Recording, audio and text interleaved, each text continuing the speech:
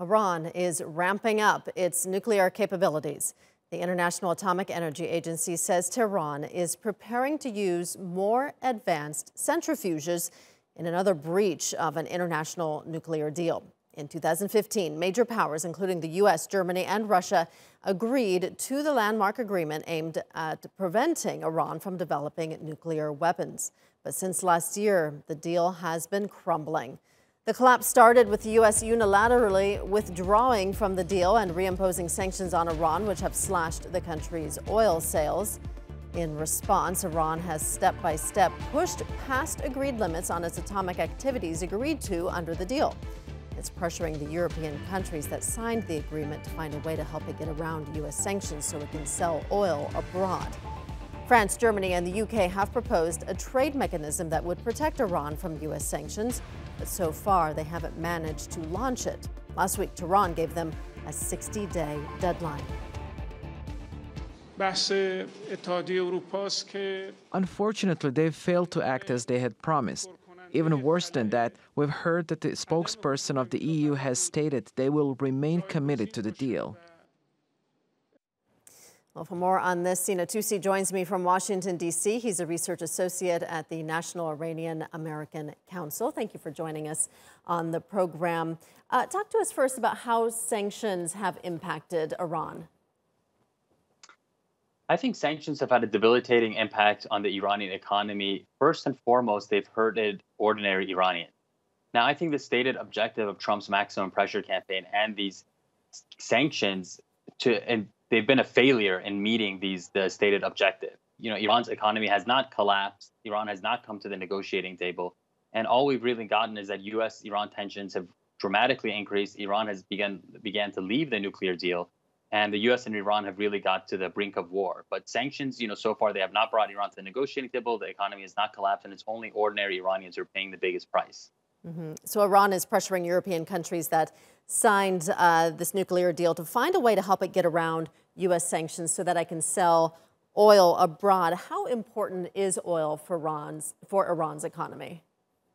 So Iran has long been an oil-dependent economy. It's been a rentier state. Oil used to make up a majority of the government's national budget every year. As recently as 10 years ago, oil was 80 to 85% of the national budget. In recent years, it's come down to 30 to 35%. Now, the Trump administration wants to reduce Iranian oil exports to zero, and Iranian oil exports have dramatically reduced. However, Iran has managed to kind of stabilize its economy, stabilize its currency despite these sanctions, and we're seeing that they're creating increased revenue through increased taxation, through exporting non-oil products, petrochemical products, other kind of non-oil goods. So they're trying to kind of lean their economy off oil. And these sanctions are kind of helping to force Iran to do this.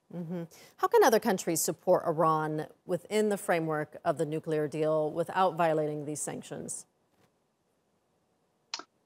Well, the nuclear deal allows Iran to export its oil, to kind of trade with the world. It kind of obligates, actually, the other signatories to the deal, the U.S. and other countries, to trade with Iran. And that's been Iran's position in these talks with Europe, is that if Europe returns to its commitments under the nuclear deal, then Iran would return to full compliance under the agreement. But what we've seen is the Trump administration has been, threatening secondary sanctions and pressuring Europe not to give these kind of to trade with Iran and buy Iranian oil. And we saw this French proposal for a $15 billion credit line to Iran to kind of help preserve the deal. But by all accounts, it seems like the Trump administration is kind of is not going to allow the French to do that. The U.S. pulled out of the nuclear deal last year, and Iran has been violating terms of the deal step by step. Is there hope left to save the nuclear deal?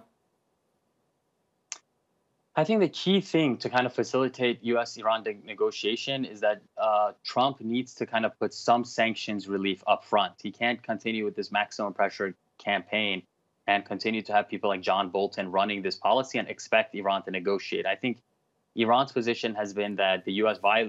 did violate this agreement that it agreed to, and why the U.S. doesn't have any credibility for Iran to come back to the negotiating table to negotiate on the nuclear deal. So I think there needs to be some credible incentive given to Iran in the form of some sanctions relief, and that could be a stepping stone towards U.S.-Iran negotiations that can address both the nuclear issue and perhaps broader issues between the U.S. and Iran in the region and beyond.